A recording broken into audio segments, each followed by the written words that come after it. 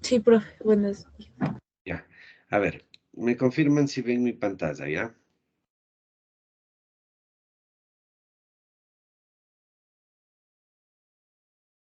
Chicos, Sí, ¿también profe. Sí, ya, perfecto.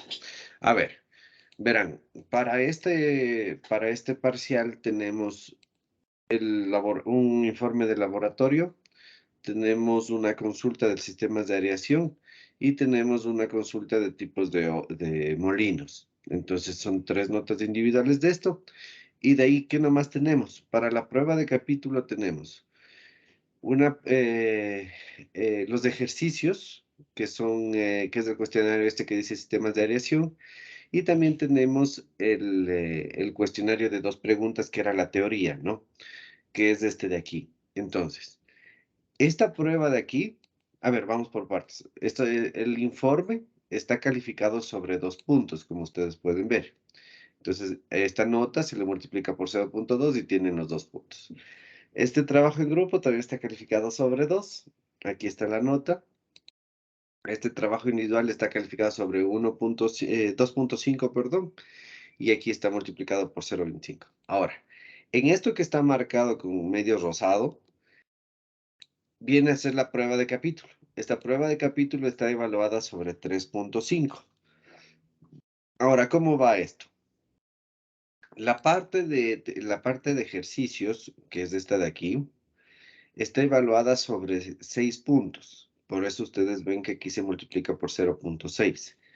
Y la parte de teoría está evaluada sobre 4 puntos. Por eso ustedes ven que aquí está multiplicado por 0,4. Entonces, la suma de los dos, de este y de este, me tiene que dar una nota sobre 10, que después se hace conversión a 3,5, que por eso ustedes ven aquí multiplicado por 0,35. ¿Sí queda claro, chicos?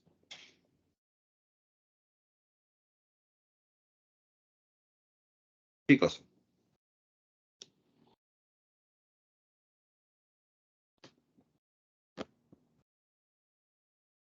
Sí, profe. ya. Ahora, la sumatoria de esto sería la suma de este de 3,5, 2,5, que me da 6. Acá tengo 2 que me da 8 y 2 más que me da 10. Esa es la sumatoria. Y acá simplemente es el redondeo de esta nota de acá, ¿no? Bueno, aquí me haría falta poner la diferencia. Lo que sí me he olvidado es cobrarles las décimas que me deben o que yo les debo en este parcial. ¿Les cobro o no les cobro? ¿O quedamos como panas? Nos puede ¿Cómo? mostrar del parcial anterior para ver si es que... Si es que les conviene o no les conviene. Sí, Ya va, déjenme ver.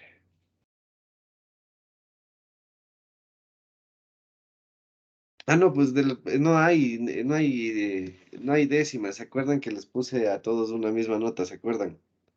No hay sí. décimas. Sí, dije No. por lo del Congreso. Ajá, por lo del Congreso. Entonces, no hay décimas. Quedaríamos así. Estas serían las notas definitivas. Y estas serían las diferencias que sí quedaría, en cambio, para el tercer parcial. Entonces, de eso sería, chicos. ¿Ya? ¿Tienen alguna observación? ¿Alguna inquietud? Ya les voy a Nos pasar va... el Excel. Vaya. Ajá, ya les voy a pasar el Excel para que lo revisen, ¿ya? Les voy a pasar todo el Excel, pero tendrán cuidado, o sea, tampoco estarán viendo las notas de otras personas, estarán viendo solamente las suyas, que eso es lo que les va a interesar, ¿no? A ver,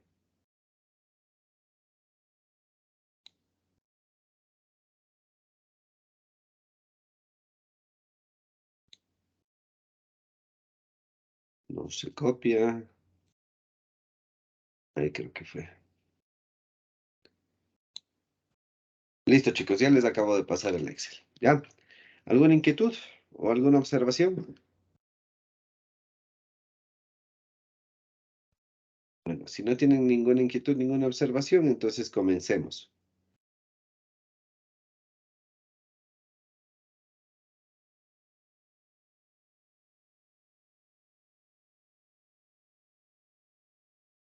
¿De acuerdo?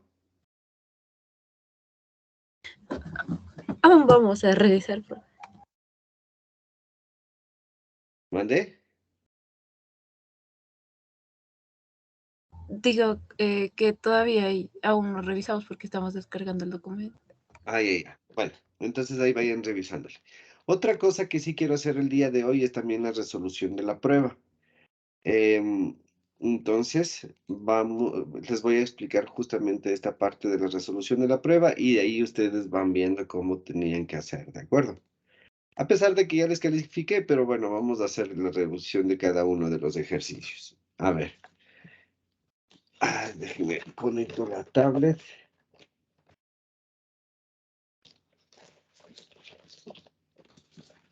Ya, ahí creo que ya está. Sí, ya está. A ver, vamos a hacer entonces la revisión que les decía. El primer ejercicio de la prueba decía que teníamos un sistema de compresión, el cual tenía que abastecer un sistema de tratamiento de aguas, que tendría un esquema algo así, ¿no?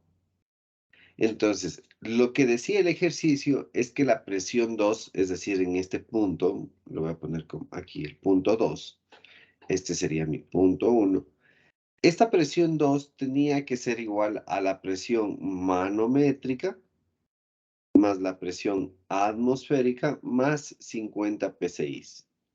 Eso es lo que decía el ejercicio.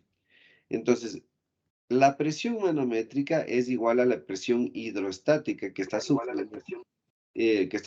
el punto 2. Entonces, aquí, si desean, nosotros ya le podemos reemplazar los datos.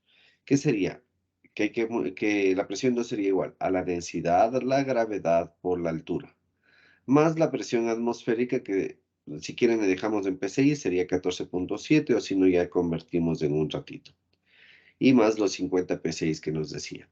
Ahora, esta altura de aquí nosotros no la tenemos, pero el ejercicio nos dice que tenemos un tanque que tiene 3 metros de ancho, 10 metros de largo, y que se llena con un flujo volumétrico, me parece que era de 4.3 metros cúbicos, no me acuerdo, creo que sí.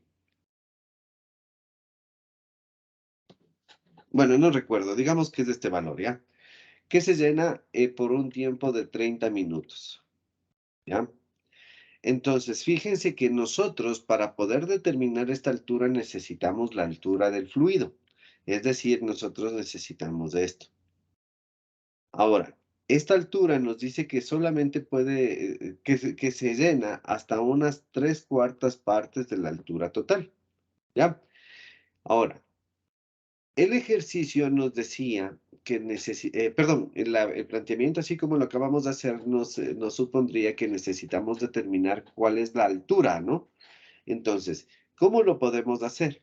Nosotros para poder calcular la altura necesitamos el volumen. ¿Por qué el volumen? Porque nosotros sabemos que el volumen va a ser igual a alto por largo, perdón, ancho por largo por alto. Entonces, fíjense que aquí está nuestra H, ¿no? Que correspondería a las 3/4 partes, o 0,75, que es lo mismo, ¿ya? Entonces aquí nosotros tendríamos nuestra incógnita. Ahora, ¿qué es lo que necesitamos? Necesitamos el volumen. ¿Cómo podemos calcular el volumen? El flujo volumétrico sabemos que es igual a volumen sobre tiempo. Tenemos flujo volumétrico, tenemos tiempo. Determinaríamos el volumen. Entonces, con este volumen yo ya puedo despejar y puedo calcular H. Así se hacía el ejercicio. Ahora, una vez que ya tenemos H, y ya no es necesario tener en cuenta las 3/4 partes, porque ya está aquí, ¿no? Una vez que ya tenemos H, nosotros ya podemos determinar P2. El rato que nosotros tenemos P2, podemos determinar cuál es el trabajo que consume el compresor.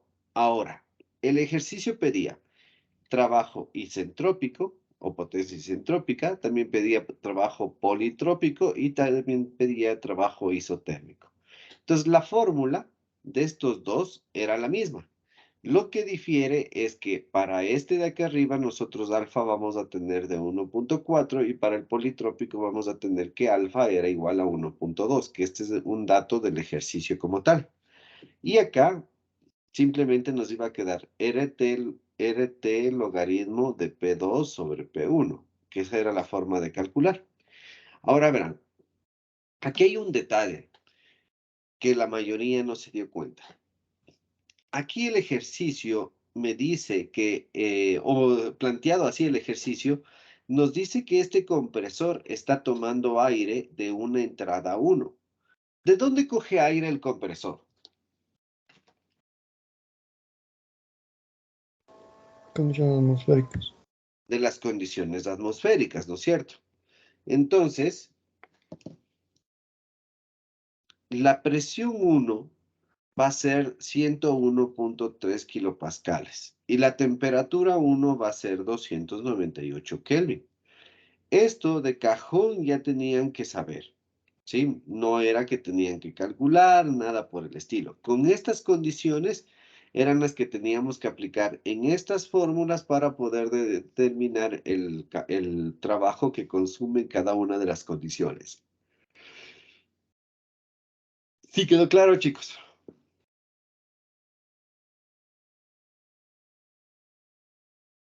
Bueno, espero que haya quedado claro. ¿Por qué les dice hincapié en esta parte de aquí? La formulita para determinar el trabajo ahí tiene una parte que dice que es RT sobre alfa menos 1, algo así. No me acuerdo este rato la fórmula. Entonces, este RT hace referencia a la temperatura de entrada. Entonces, aquí tenían que utilizar esta temperatura de aquí. ¿Sí?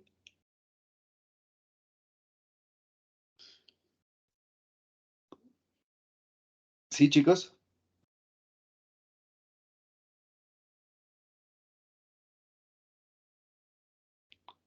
Sí. Chicos. Ya. Ahora, vamos al ejercicio 2. Nosotros ya tenemos calculado el trabajo isentrópico del sistema que estábamos viendo. De hecho, yo les puse así, el trabajo isentrópico. Ahora, este trabajo se determina en la pregunta 1. Era el literal A de la pregunta 1. En la pregunta 2 me dice, si es que el sistema de compresión tiene una salida de 500 Celsius, de temperatura se refería, ¿no? Determine cuál es el trabajo, perdón, me preguntaba determinar cuál es la eficiencia isentrópica del compresor. Entonces, la eficiencia isentrópica del compresor va a ser igual al trabajo isentrópico dividido por el trabajo real. O lo que es lo mismo, H2S menos H1 sobre H2R menos H1. Todo este término de aquí, si quieren, reemplazaban por entalpías o simplemente cogían este valor y lo reemplazaban. Este H2R viene a ser las entalpías calculadas con estas temperaturas. Es decir, en este caso, H1 es la entalpía calculada a 298 Kelvin y H2 es la entalpía calculada a 773 Kelvin. ¿Ya? Entonces, si ustedes se fijan, solamente era de reemplazar datos y ya tenían la eficiencia isentrópica del compresor. No se demoraban absolutamente nada. Ahora, el literal 3 o el ejercicio 3, ¿qué es? ¿Me hacen acuerdo cómo era el ejercicio 3? Ah, ya me acordé. El ejercicio 3 decía que tenemos un sistema de compresión, el cual tiene una fuga, ¿ya? Entonces, lo que les pedía es hacer bueno, primero determinar cuál es el trabajo que se pierde, ¿no? Por esta fuga. Entonces tenían que utilizar la formulita del flujo volumétrico a través de un orificio, que es esa formulita que vimos que incluso tiene un coeficiente de descarga. Y de acá teníamos que calcular también el trabajo, ¿ya? Entonces, teniendo estos dos, ustedes calculan la potencia. Una vez que ya tienen la potencia, el literal B de este ejercicio era hacer una gráfica de por lo menos 3 puntos en donde se vea la variación no me acuerdo si era la variación del trabajo versus el diámetro del agujero, algo así les dice, no me acuerdo muy bien. Entonces lo que tenían que hacer es hacer 3 cálculos. De este, aquí de este tenían que hacer 3 cálculos. Lo que tenían que variar era el área del agujero. Entonces iban a tener un agujero, 2 agujeros, 3 agujeros. Y tenían que calcular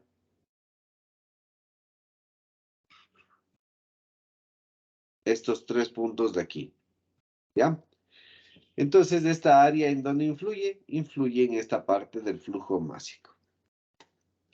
Ese era todo el ejercicio.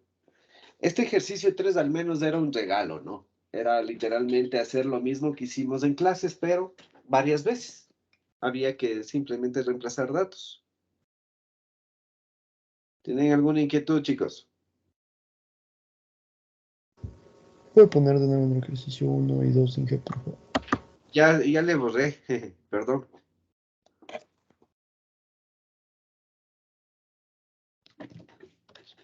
¿Necesitas algo del ejercicio 1 como para volverte a escribir?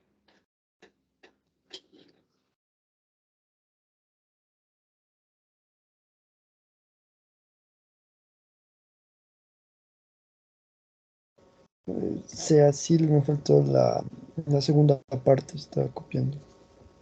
La Cuando segunda calculaba el parte del volumen. ejercicio 2. Eh, no, o sea, del ejercicio 1 la segunda parte, cuando calculaba Calculaba él.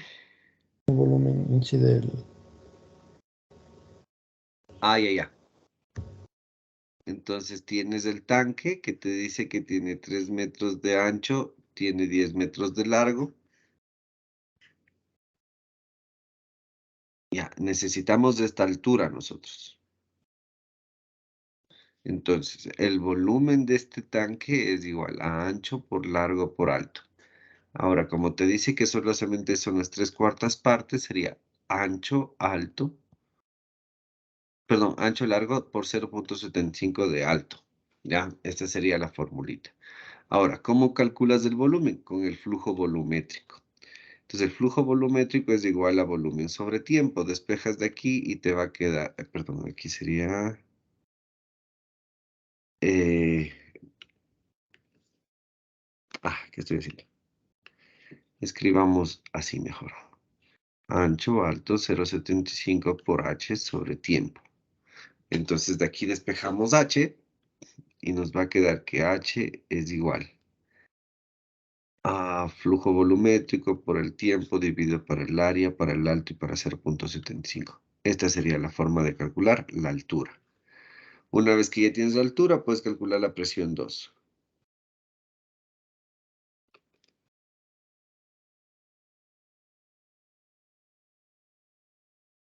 ¿Ya?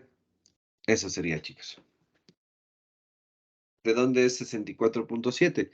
Era pues, la presión atmosférica, que es 14,7, más las 50 que les había mencionado.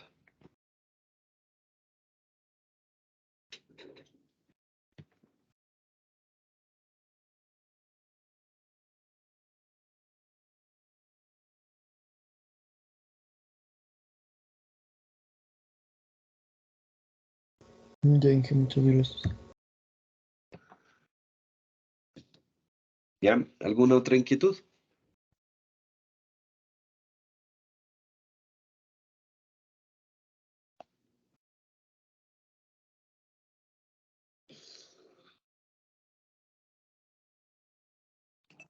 Profe, Dígame. disculpe una preguntita. No sé si se acuerda que en eso del Congreso dijo que, bueno, nos iba a ayudar en eso de las notas y que no a todos podía mandar con 8 en el primer parcial, entonces pues a unos iba a mandar con 8 y a otros con 7. Y de ahí ese punto... Yo no dije eso, Vicky. Yo dije que a los que más ayudan les podría mandar con 8 y al resto no. Bueno, profe, tanto escuché mal, disculpe. Ya. Profe, Dígame. pero el día que estábamos preparando las canelas, nosotros le preguntamos y sí nos dijo que nos iba a ayudar porque estábamos bastantes, ahí nos quedamos hasta bien tarde. Sí, es verdad. Pero por eso, sí les ayudé en el primer parcial. A nosotros nos puso 7. En serio, no creo. Sí, profe, y sí estábamos algunos, sí, sí ayudamos bastante. Bueno, ya voy a revisar, ya. Listo, chicos. Si no tienen otra inquietud sobre lo que estábamos hablando, ya mejor comencemos clases, ¿de acuerdo? Para no demorarnos mucho. Ya, profe. Ya. A ver, vamos a comenzar entonces la clase del día de hoy. Que en sí, ustedes ya han de haber ido a hacer un pequeño repaso con la consulta que les mandé a hacer el día lunes. A ver, y en ese sentido les voy a preguntar, ¿qué es filtración? Bueno, ingeniero, yo lo que investigué era que la filtración es la separación de las partículas sólidas a partir de un fluido, haciendo pasar este fluido a través de un medio filtrante. Bueno, este se daba en ingeniería ambiental se daba en los tratamientos de aguas, en este caso el primero, ya que eran los sólidos en suspensión. El modo de operación era que el fluido circulaba a través de un medio filtrante, a través de un diferencial de presión, creo que era.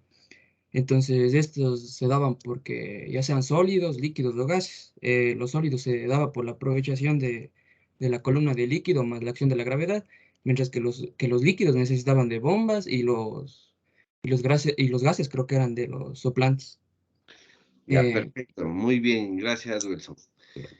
En sí, la filtración es un proceso de separación, ¿no? Pero analicemos qué es lo que vamos a separar.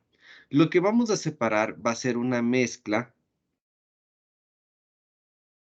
heterogénea. ¿A qué se refiere con mezcla heterogénea? Que se pueden ver los componentes, no están, Ya podría hacerse Que se pueden distinguir las fases. que se pueden distinguir, correcto. Entonces, ¿a qué nos referimos con mezcla heterogénea? Va a ser a una mezcla de dos componentes en distintas fases. Entonces, por lo general, la filtración es una separación de los componentes de una mezcla homogénea. Por ejemplo, nosotros podemos tener una mezcla de líquido más sólido, que es por lo general en tratamiento de aguas. Podemos tener gas más sólido en tratamiento de aire, por ejemplo. Entonces, nosotros de esta mezcla vamos a tratar de utilizarla o de hacerla de tal forma de que se puedan eliminar estos sólidos de aquí. Este es el propósito en sí de la filtración en ingeniería ambiental. Eliminar una cierta cantidad de una sustancia que se encuentra en otra o que se mezcla con otra. Entonces, lo que tenemos que hacer en sí es eliminar, como les decía, este soluto, porque por lo general estos dos componentes o estos componentes se encuentran en menor proporción. Entonces, para nosotros poder generar esta separación, este proceso de separación es un proceso de separación físico, ¿sí? O se da mediante un tratamiento físico, ¿ya? ¿Cuál es este tratamiento físico? Es hacerle pasar a esta mezcla a través de un medio filtrante. Ahora, ya mencionaron justamente esto del medio filtrante. ¿Quién me puede decir a qué definiríamos como medio filtrante o qué condiciones, qué características debe tener para que sea un medio filtrante? Tiene que tener cierta cantidad de porosidad. Exactamente, debe tener una cierta porosidad, ¿ya? Entonces, este medio filtrante debe tener unas características especiales para poderse considerar como medio filtrante. Y de hecho, debería ser unas ciertas características para que se cumpla con el proceso de filtración, ¿ya? Ese sería el concepto de filtración. Ahora, ¿quién me puede decir cuál es la clasificación de la filtración? si no estoy mal, creo que era de tosta y el otro clarificados, algo así. Más o menos por ahí. A ver, ¿alguien Es más? que habían diferentes, profe. En una Sí, página, por perfecto. ejemplo, me daba solo dos y en otra que encontré yo había una que se dividía según el tamaño de las partículas a filtrar, que era filtración clarificante, microfiltración y filtración esterilizante. Otra que era según el mecanismo de retención de las partículas, que se dividía en cambio en filtración por tamización, filtración por absorción y filtración a través de la torta. Ya, perfecto, muy bien. Ahora, a ver, para nosotros poder clasificar, perdón, me estoy adelantando, para nosotros poder clasificar a los filtros primero o a la filtración, nosotros primero tenemos que tomar en cuenta cuáles son los parámetros más relevantes dentro de lo que es filtración. ¿A qué me refiero con los parámetros de filtración? Me refiero a cuáles son las condiciones en las cuales yo voy a llevar a cabo el proceso de filtración. Entonces, nosotros en este sentido podemos aclarar o podemos mencionar que nosotros dentro de estos parámetros vamos a tener primero el tipo de mezcla que tengamos. ¿Ya? ¿A qué me refiero con el tipo de mezcla? Esto del tipo de mezcla hace referencia a cuál sería no sería una atracción, sino cuál es la interacción que va a haber entre el soluto y el solvente de nuestra mezcla. ¿Ya? ¿Por qué me refiero a esto? Porque para nosotros poder llevar a cabo un proceso de filtración, estos dos, los componentes de la mezcla, les voy a poner aquí soluto más solvente. ¿Ya? Estos dos componentes tienen que ser insolubles.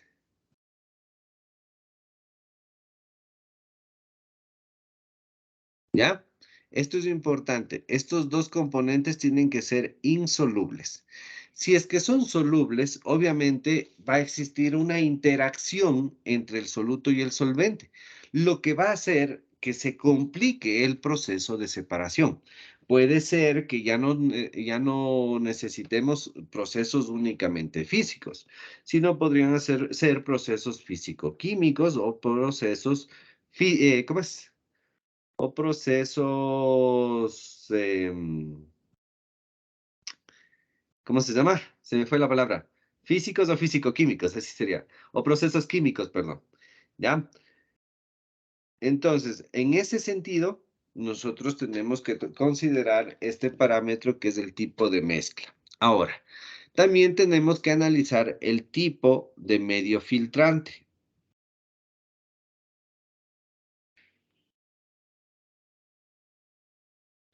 ¿Ya? Por ejemplo, aquí si es que vamos a hacer un filtro rotatorio, un filtro estático, un filtro con torta, sin torta, etcétera, ¿no? Y por último, vamos a ver un tipo de, perdón, un parámetro que sería en sí las condiciones de operación. Aquí, por ejemplo, nosotros tendríamos que analizar si es que la filtración se va a llevar a cabo a presión constante, o si es que se va a llevar a cabo a volumen constante, ¿ya? Entonces, esto es muy importante para poder decir es un filtro o es otro. Entonces, estas son condiciones de operación que también van a marcar la clasificación de los filtros que nosotros tengamos. Creo que con esta explicación ya abarca todas las clasificaciones que ustedes fueron a leer, ¿no es cierto? Sí, profe. Profe, había una que decía por ósmosis inversa, pero eso no se relaciona con operaciones, ¿no? ¿O Sí, sí? sí es de operaciones unitarias también, porque es dentro, es un tipo de filtración, pero eso no vamos a avanzar a verlo realmente. Yo en este capítulo lo que voy a hacer es a darles los parámetros generales del proceso de filtración. No me voy a orientar em, a un filtro específico. Les voy a dar los parámetros generales, ¿ya? Ya, profe. Entonces, justo en el sentido que les decía, nosotros podemos llevar a cabo el proceso de filtración a ciertas condiciones. Por lo general, escúchenme bien, por lo general,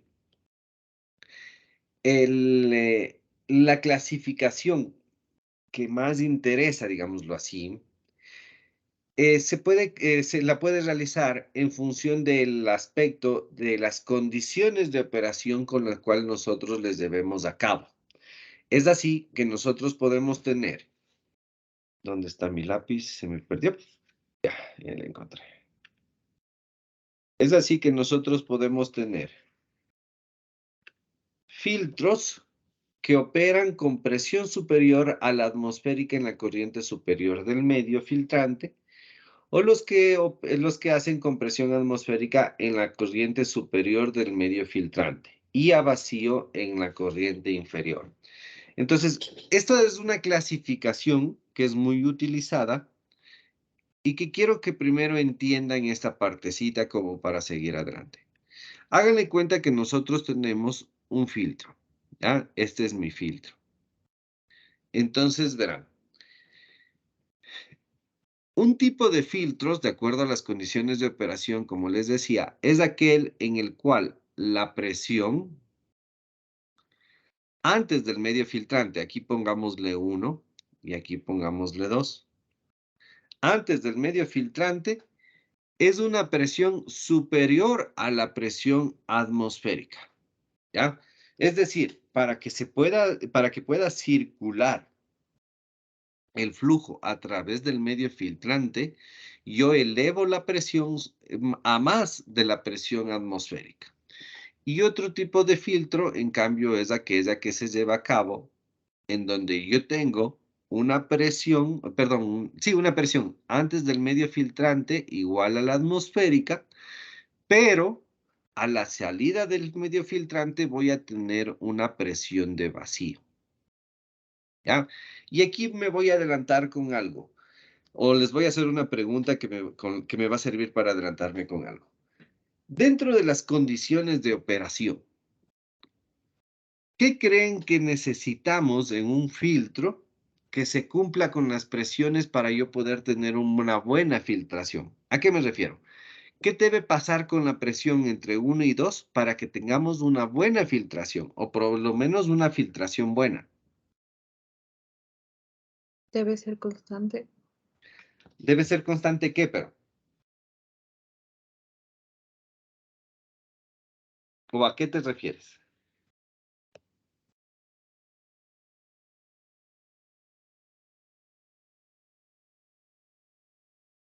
Que la variación de presión de los dos debe ser constante. Ya, perfecto, muy bien.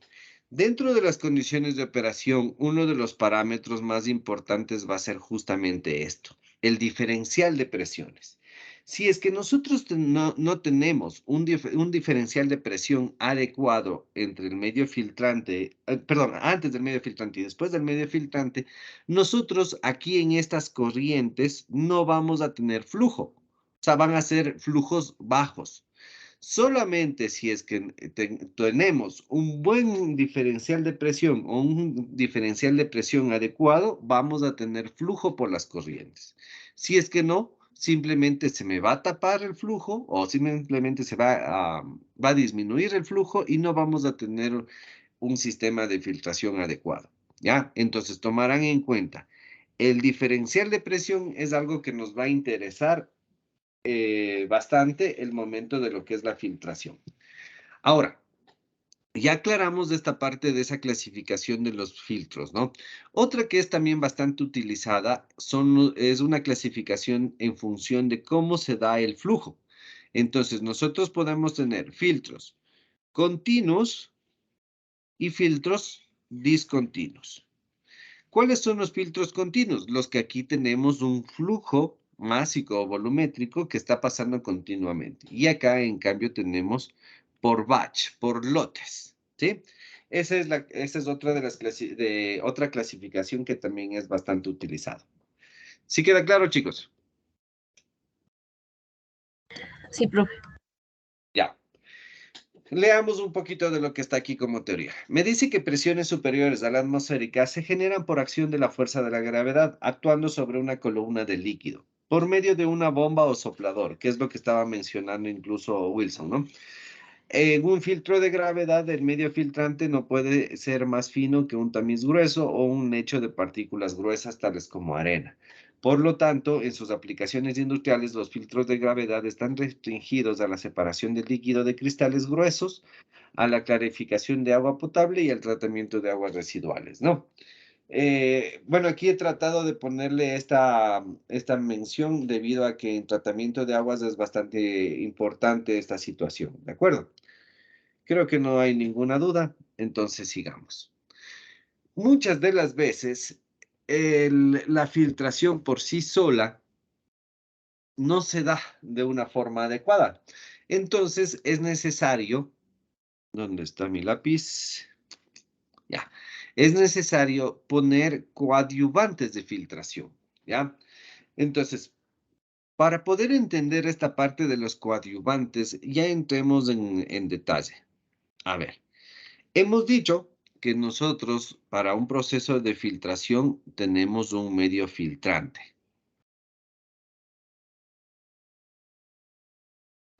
Este medio filtrante, como dijo Alejandro, es un medio poroso. Es decir, este va a tener unos ciertos ductos, unos ciertos canales por los cuales se puede pasar. Ya le voy a representar de esta manera. ¿Ya? Entonces, verán. Nosotros al inicio vamos a tener un filtro totalmente limpio. El momento que nosotros le colocamos a este filtro la solución, es decir, la mezcla de líquido más sólido, y acordándonos que el propósito de la filtración es retener los sólidos, vamos a tener que al inicio el líquido de esta mezcla va a empezar a salir por esta parte de acá abajo. Pero ¿qué es lo que ocurre con el sólido? El sólido se va a ir acumulando, puede ser en los mismos poros o se puede acomodar en la parte superior o en la superficie del medio filtrante. Entonces, el rato que nosotros tenemos una acumulación de este sólido en el medio filtrante, vamos a ver primero que el flujo a la salida va a empezar a disminuir. ¿Por qué creen que disminuye? Porque se tapa las porosidades. Porque tapa las porosidades, es decir, restringe el paso. Entonces, esta restricción de paso que se da porque se va acumulando aquí los sólidos, se generan una disminución en el flujo a la salida del filtro. Entonces, esta cantidad de masa de sólido que se va acomodando en el filtro se conoce como torta de filtrado, ¿ya? Entonces, ¿a qué definiríamos torta de filtrado? Definiríamos a la cantidad de sólido que se va quedando en el filtro, es decir, a esto. Esta vendría a ser una torta, ¿ya? Esta torta, como digo, es una cierta cantidad de sólidos que se van quedando debido al proceso de filtración. Ahora, si es que nosotros le analizamos en dos partes a este proceso de filtrado, analicemos primero cuando está vacío. Nosotros inicialmente teníamos una resistencia 1. Me refiero a resistencia al flujo, ¿no? Entonces vamos a tener una primera resistencia debido al material filtrante. Y después, debido a esta torta, vamos a tener una resistencia 2, ¿sí? Entonces, mientras más resistencia nosotros tengamos, vamos a ver que el diferencial de presiones va a disminuir. ¿Sí me entienden esta parte? Sí, sí. Ya, perfecto. Entonces, ¿qué nos quiere decir esto? Nos quiere decir que a medida que pasa el tiempo, o sea, a medida que llevamos a cabo la operación de filtrado, vamos a tener una mayor resistencia al flujo, una mayor resistencia a la filtración en sí. Entonces, cuando llega a un cierto tiempo, llamémosle a un cierto tiempo T1, es necesario que el filtro sea lavado.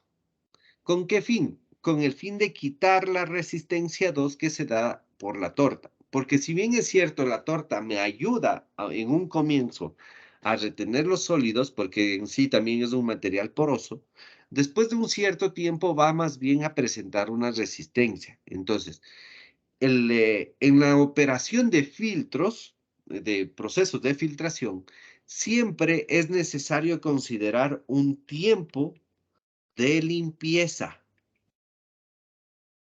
¿A qué hace referencia este tiempo de limpieza? Hace referencia a un tiempo que yo me tengo que tomar para poder limpiar al filtro y que comience nuevamente la operación.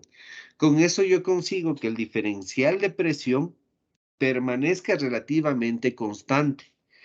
El rato que yo mantengo un diferencial de presión relativamente constante, el flujo a la entrada y a la salida va a tratar de permanecer constante. Sí creo que me entienden, ¿verdad? Sí, sí. ¿Sí? ¿Tienen alguna inquietud?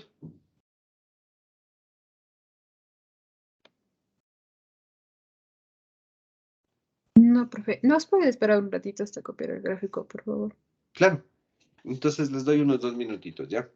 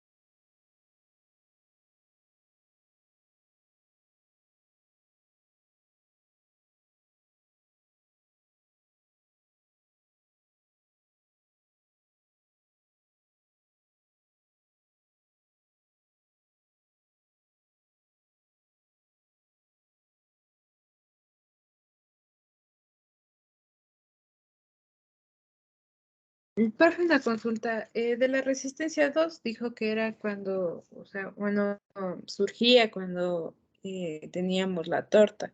¿Y la resistencia 1? La resistencia 1 es la resistencia innata del medio filtrante. En sí, el medio filtrante, a pesar de que es poroso, va a presentar una resistencia. Permítanme les hago un pequeño gráfico, verán. Si nosotros le vemos desde acá arriba a este medio filtrante va a tener porosidades. Digamos que tiene este huequito. Entonces, si le vemos el mismo corte, vamos a ver que es como un conducto. Obviamente no es un conducto regular, es decir, no tiene una forma así como le estoy dibujando, pero es un conducto. Entonces, ¿qué es lo que ocurre el momento que empieza la filtración? El sólido se va a empezar a quedar aquí. Entonces, ¿qué es lo que pasa? Perdón, me estoy saltando. A ver, entonces, así sea el comienzo de la filtración, en sí, por este ducto, a los sólidos o al mismo líquido no se le va a hacer fácil el camino. ¿Por qué? Porque como les decía, este ducto es un ducto irregular. No tiene una forma literalmente recta, sino es irregular, tiene irregularidades. Entonces, obviamente, el medio filtrante, de una forma innata, va a presentar una resistencia al fluido, ¿sí? Por estas irregularidades, porque no son, así como les ponía, lineales, ¿no? Entonces, esta resistencia de aquí le hemos llamado resistencia 1, a esta resistencia propia del sistema filtrante. ¿De acuerdo? Sí, profe. Ya. Sí queda claro, ¿verdad?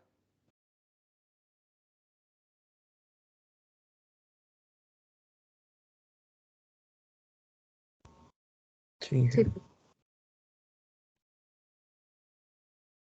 Ya. Entonces, ¿ya sigo? Sí. Pero- Ya. Listo. Entonces voy a continuar. Ahora, ya una vez que hemos analizado esta parte de cómo, entre comillas, se da ya el proceso de filtración, muchas de las veces nosotros tenemos en nuestras soluciones sólidos que tienen unas características muy especiales, que pueden ser sólidos muy finos o mucilaginosos, que van a formar una torta densa e impermeable. Fíjense, esta palabrita es bastante importante. Va a ser impermeable, que obviamente van a obstruir con rapidez cualquier medio filtrante que sea suficientemente fino para retenerlos, ¿no? Entonces, para nosotros poder evitar que se forme con rapidez esta torta, que en sí lo que va a hacer es parar al proceso de filtración, se utiliza unas sustancias que se llaman coadyuvantes de filtración. Un ejemplo muy claro, un coadyuvante que se utiliza bastante son las tierras diatomeas. Estas tierras diatomeas, o en general un coadyuvante, lo que hace, me parece que tengo un gráfico, sí, ya, lo que hace es evitar que se formen, está un poquito borroso, chicos, me disculpan, no lo he tenido muy claro. Lo que hacen es esto, fíjense, vean. Nosotros tenemos aquí esta solución de las bolitas amarillas y de las bolitas azules. Entonces, las bolitas azules es lo que va a pasar por el filtro y las bolitas amarillas es lo que se va a ir acomodando aquí. Entonces, el momento que empieza la filtración, estas bolitas amarillas se están quedando en el filtro. Entonces, se va generando la torta. Ahora, hay muchas de las veces que esta torta es impermeable.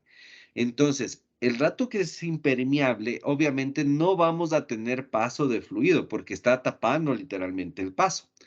¿Qué es lo que hace un coadyuvante de filtración? Al ser sustancias que tienen que tienen una estrecha relación con una estrecha relación química con el sólido que quiero retener, lo que hace es evitar que se me aglomere y se pone en medio ¿cómo se llama? En medio del sólido. Entonces, el rato que se me coloque en medio del sólido, evita que se me forme una torta impermeable y genera que sí haya flujo a través del medio filtrante. Eso es lo que hace un coadyuvante de filtración. Les he colocado específicamente aquí el ejemplo de las tierras diatomeas, porque estas tierras diatomeas son muy utilizadas en procesos de tratamiento de aguas. Y de hecho, quiero que vayan a hacer un pequeño trabajito en donde consulten justamente esto. Quiero que consulten filtración con tierras diatomeas.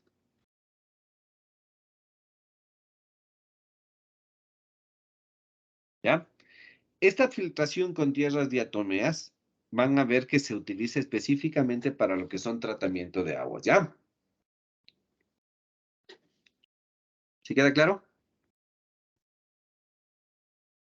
Sí, profe. Ya. Ese trabajito,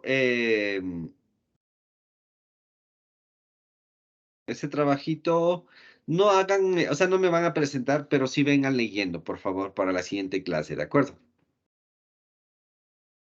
Ya, profe.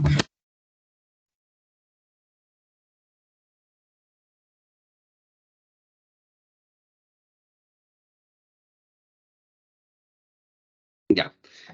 Entonces, si es que no tienen dudas, continuemos, ¿ya?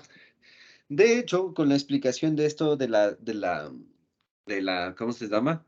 De los coadyuvantes de filtración, ya hemos podido ver o hablar algo de justamente lo que nos toca, que es del fundamento teórico de la filtración, ¿sí? Entonces, a ver, ahora sí vamos un poquito a profundizar esta parte de los fundamentos teóricos.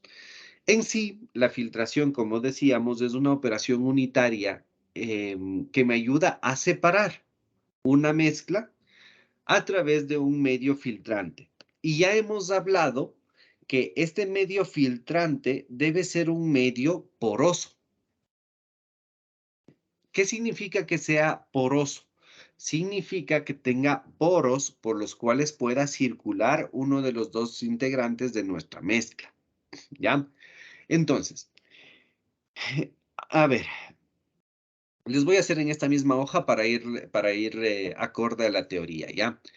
Entonces, si nosotros le consideramos que un medio filtrante es un medio poroso, dibujemos un poro.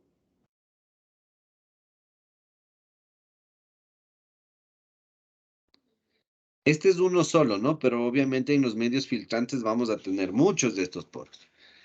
Entonces, ¿en qué se va a basar el principio o el fundamento teórico de la filtración?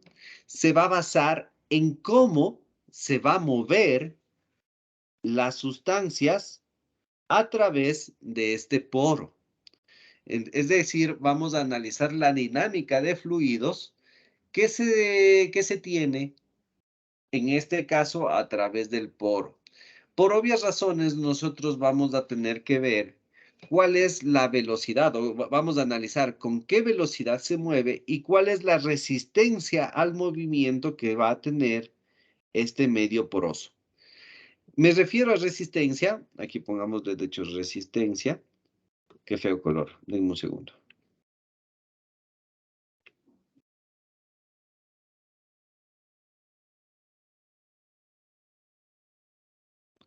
Ya. Me refiero a resistencia porque, como les decía, obviamente se le va a hacer difícil al fluido pasar por este poro. Ahora, si nosotros vamos a analizar la velocidad y la resistencia, es necesario analizar dos cosas. Primero, ¿cuál es el medio por el cual me voy a mover? Y segundo, ¿cuál es la sustancia o el material que se va a mover a través de este poro? ¿Ya? Entonces, comencemos primero con esto del poro. Vamos a definir qué es la porosidad. Entonces, la porosidad no es nada más que la fracción hueca que tiene un material. Es qué tanto hueco tiene un material, ¿ya?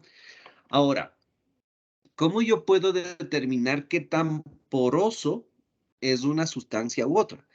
Esta porosidad se define como la relación entre el volumen hueco existente entre las partículas del lecho y el volumen global del mismo. ¿A qué se refiere con esto? Háganle cuenta que nosotros aquí tenemos una cierta cantidad de material. Entonces, aquí tenemos la porosidad, ¿sí? Entonces, fíjense, nosotros de aquí nos estaba diciendo que la porosidad es una relación entre el volumen que ocupa los huecos, es decir, vamos a ver la relación entre un volumen total, digámoslo así, que sería los huecos más el material, y el volumen que ocupa, en cambio, solamente el material. Sería esta zona de aquí. Entonces, si nosotros relacionamos estos dos volúmenes, podemos determinar qué tan poroso o qué tanta porosidad tiene un material. Eso es lo que nos está diciendo en esta zona de aquí. ¿Ya? Ahora, ¿en qué va a afectar la porosidad de un material en nuestro proceso de filtración? Va a afectar específicamente en la velocidad de flujo que tiene el material a través del...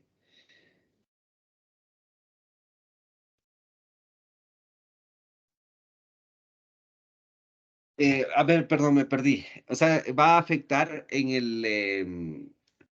va a afectar en la velocidad de flujo que tiene nuestro fluido a través del medio poroso, ¿ya? Ahora, también es importante analizar qué tan hueco es nuestro material. ¿Esto por qué? Porque mientras más hueco, o sea, mientras más porosidad tenga, la resistencia al flujo va a disminuir. Esto se lo puede hacer o se lo puede medir mediante una porosidad relativa, ¿ya? Entonces, en ese sentido, nosotros vamos a tener esta formulita de aquí. Vamos a tener que la porosidad es una relación entre el volumen hueco existente entre las partículas del lecho y el volumen global del mismo. Entonces, esto es una formulita sencilla, ¿no? Volumen 1 vendría a ser el volumen global. Y el volumen hueco viene a ser la diferencia entre el volumen global y el volumen del poro. Entonces, podemos llegar a esta definición. Ahora, como el volumen, este volumen se lo puede calcular a partir de las, ¿cómo se llama esto? Se me fue. A partir de la superficie específica que tenga, se puede reemplazar o se puede escribir la misma fórmula en función de justamente esto, la superficie específica que tenga, ¿ya? Entonces, aquí nosotros podemos ver otra definición de porosidad, ¿sí? Es bastante sencillo. ¿Tienen alguna inquietud? Y disculpe, ¿cuál les dijo que eran los dos volúmenes?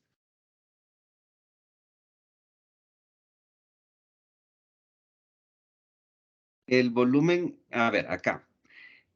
Les decía que la porosidad o fracción hueca se define como la relación entre el volumen hueco existente entre las partículas del lecho y el volumen global del mismo.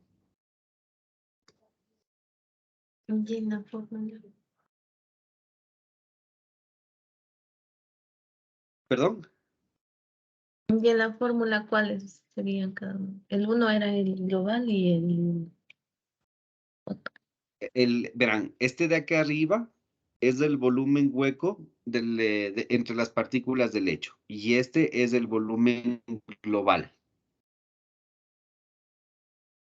Ya, perfecto, gracias.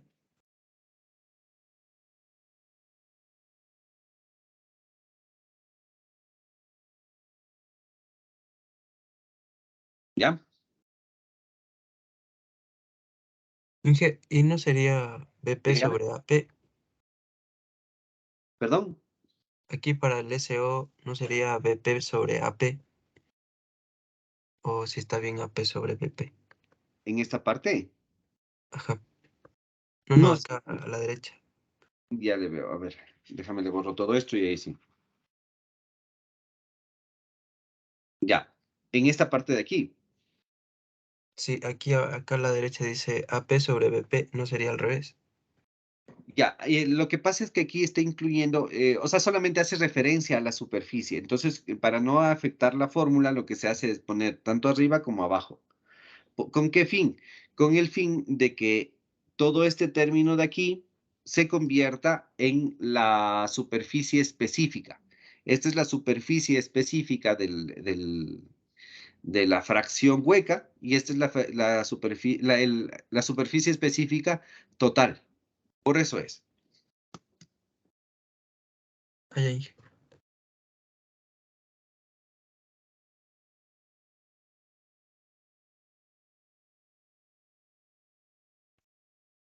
¿Ya? Entonces, ¿tienen dudas?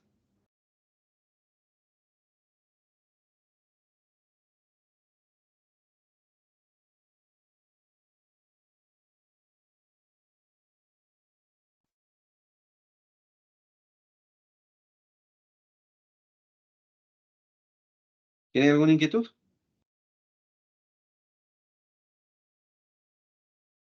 No, profe. Ya.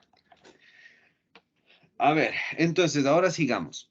Ya hemos analizado el camino, digámoslo así, por dónde va a pasar la sustancia. Ahora tenemos que analizar qué es lo que va a pasar por ese camino. Entonces, hemos dicho que en sí va a circular por el poro el sólido que queremos retener. Entonces, ¿qué creen que nos interesa del sólido que va a recorrer por el poro? ¿Qué es lo que nos interesaría analizar? El tamaño, la densidad. Exactamente. De hecho, nos va a interesar bastante el área o la forma que tenga el sólido que va a cruzar por el poro. ¿Por qué nos interesa esto? Porque no es lo mismo que tengamos una figura irregular que va a pasar por poro, a que cuando tengamos una figura o una sustancia esférica que va a pasar por este poro. Obviamente, la resistencia en la gráfica roja va a ser mayor que la resistencia que puede presentar la sustancia en la gráfica verde. Entonces, una forma de medir a ver, perdón, me expreso de mejor manera. Una manera de medir esta forma que tienen las sustancias que van a pasar por el poro, es decir, una manera de determinar el área total de la superficie, es a través de una propiedad que se llama la esfericidad. Esta esfericidad, que se define como 6 sobre el diámetro de la partícula, es una medida de qué tan esférica o qué tan redondita es una partícula, ¿ya? Entonces, si nosotros queremos medir la esfericidad, nosotros podemos hacer una relación entre la superficie y el volumen que va a tener nuestra partícula. Entonces, esta esfericidad que es de las moléculas o de las sustancias que queremos filtrar, se puede definir a partir de esta ecuación, en donde tenemos que la relación de 6 dividido por el diámetro de la partícula sobre S, que es el área superficial de la partícula, dividido por el volumen total de la partícula. Entonces, a través de esta relación yo puedo medir la esfericidad que tiene dicha partícula y que va a pasar por el poro, ¿ya? No es necesario que se aprendan estas fórmulas, pero que sí tengan conciencia de cómo van saliendo, ¿ya? Ahora, a ver, hagamos una cosa, chicos, para que no se me mareen. Tomemos unos 5 minutos para respirar, ¿ya? Y ahí regresamos para continuar con esta parte del fundamento teórico. Profe, ¿le puede poner en la diapositiva de la esfericidad, por favor? Ya, ahí está. Gracias. Ya, entonces, ¿les parece si a las 8:15 volvemos a comenzar? Sí, está bien. Ya, listo, chicos.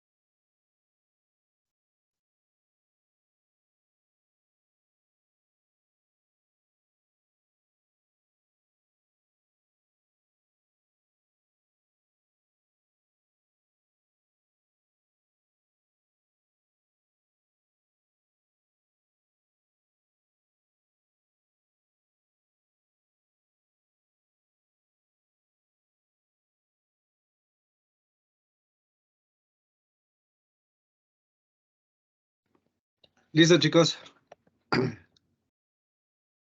¿Me escuchan? Sí, profe. Ya. Sí, A ver, vamos a seguir. Entonces, vuelvo a insistir lo que les dije al final. No quiero que se aprendan todas las fórmulas. Yo ya les voy a indicar qué fórmulas tienen que aprenderse. Pero lo que sí hay que tener pendiente o claro de dónde sale cada una de estas, ¿no? A ver, entonces ya hemos analizado la porosidad, ya hemos analizado la esfericidad. Ahora vamos a analizar qué es lo que ocurre cuando ya empezamos el proceso de filtrado. Entonces, hay que mencionar que en sí, la circulación del fluido por un medio poroso es como analizar el flujo a través de canales o de ductos, de tuberías, porque si nosotros le podríamos idealizar al poro, este poro podría ser en sí esto, un ducto, una tubería. Entonces, en ese sentido, y tomando en cuenta que este poro se va a ir tapando con el paso del tiempo, vamos a ver, me voy a pasar de hojita. Sí, me voy a pasar de hojita. Vamos a ver lo siguiente. Si nosotros tenemos esto como un ducto, aquí tendríamos una entrada y aquí vamos a tener una salida. Ya. ¿Qué es lo que va a ocurrir mientras transcurre el paso del tiempo? Lo que va a ocurrir es que este ducto, este paso, se va a ir taponando, ¿sí? Se va a ir restringiendo, digámoslo así. Entonces, la presión 1 en sí va a permanecer constante. ¿Pero qué creen que sucede con la presión 2? Va a disminuir. Va a disminuye. disminuir, correcto. Entonces, en general, con el paso del tiempo, el diferencial de presión va a disminuir. ¿Por qué? Porque se va a ir como tapando este canal, ¿sí? Ahora, este diferencial de presión va a depender, o la caída de presión que va a tener esta situación, va a depender de todas las fuerzas o todas las propiedades que se involucren en el movimiento del fluido. Una de ellas va a ser específicamente la longitud, porque mientras más largo es es la, a ver, mientras más larga es el canal o el ducto, obviamente el diferencial de presión también va a ser mayor, ¿sí? O tiene que ser mayor para que se dé el movimiento. Entonces, aquí vamos a ver a través de esta fórmula, perdón, me pasé, a través de esta fórmula, cómo cómo va variando el diferencial de presión con respecto a la longitud, es decir, al espesor del medio filtrante, y que depende de otros factores, por ejemplo, de la porosidad, va a depender de la viscosidad, del mismo diámetro. Chicos, permítanme un segundito, por favor, ya, que tengo una llamada. Perdón.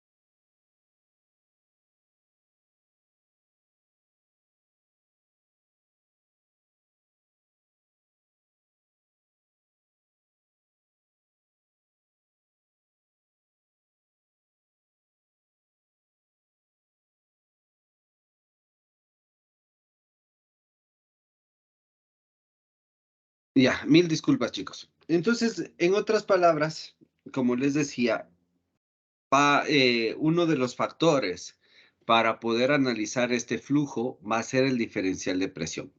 Ahora, a nosotros, el rato que hacemos la experimentación de filtración, ¿qué nos va a interesar? Nosotros el diferencial de presión en sí podríamos medir, pero interesarnos como tal nos va a interesar en sí cuál es el flujo que se tiene de la filtración. Es decir, si nosotros hacemos un proceso de filtración y estamos añadiendo aquí, me invento, 1 litro, obviamente lo que nos va a interesar es ver cuánto volumen estamos obteniendo acá a la salida. Eso es lo que nos va a interesar. Entonces, mediante la relación de todos los conceptos que hemos visto hasta este rato, se llega a esta formulita. Esta formulita es bastante importante, ¿por qué? Porque me ayuda a ver cuál es el flujo volumétrico por unidad de área y obviamente todos los factores de la derecha van a ser los factores que afecten a este flujo volumétrico por unidad de área. ¿Ya? Entonces, de todos estos valores que ustedes ven aquí, muchos de estos van a ser constantes. Entonces, nosotros podemos agrupar a todos estos valores. Fíjense que nomás voy a hacer. Le voy a agrupar a todos estos valores que son constantes en una constante que le vamos a llamar K.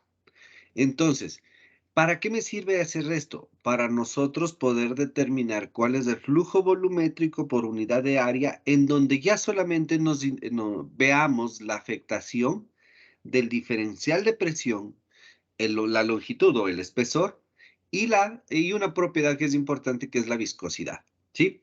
Entonces, simplemente el paso de esta ecuación a esta ecuación es cuando le cogemos todas estas variables en una constante que le vamos a llamar K, ¿ya? Ahora, ¿qué nos está diciendo esta fórmula de aquí? Nos dice que la velocidad es directamente proporcional al diferencial de presiones entre la parte anterior y la parte posterior del medio filtrante.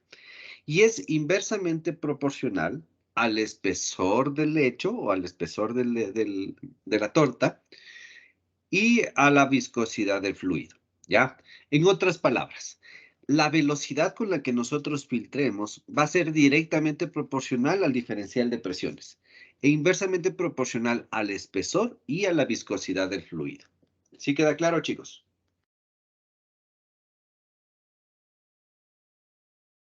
Sí,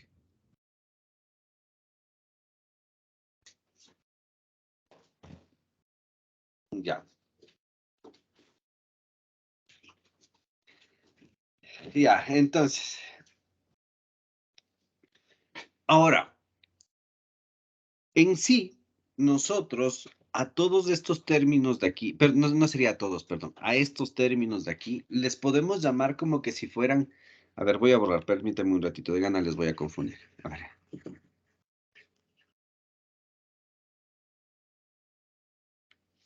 Todos estos términos de aquí, en sí, vienen a ser una resistencia, como les decía, a fluir. Entonces, esta resistencia a fluir nosotros le podemos albergar en una sola constante que sería la resistencia, como les decía.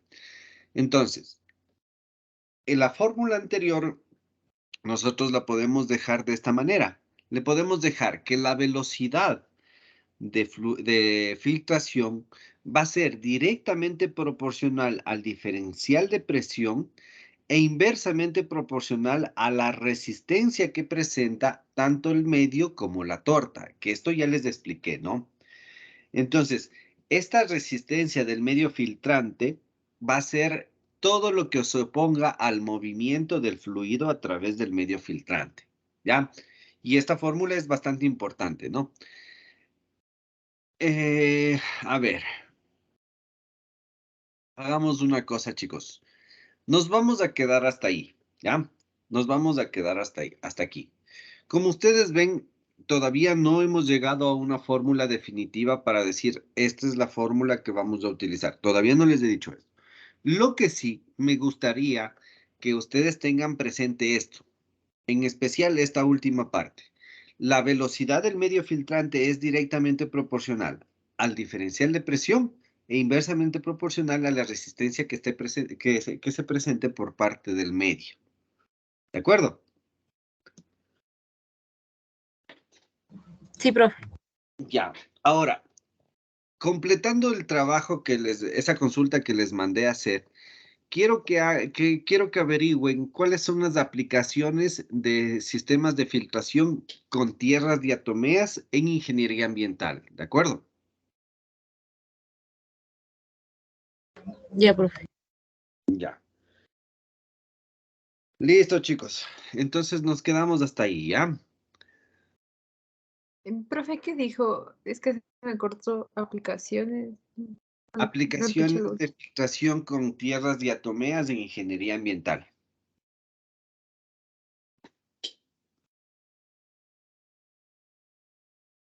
¿Sí me escuchaste ahí? Sí, profe, gracias. Ya.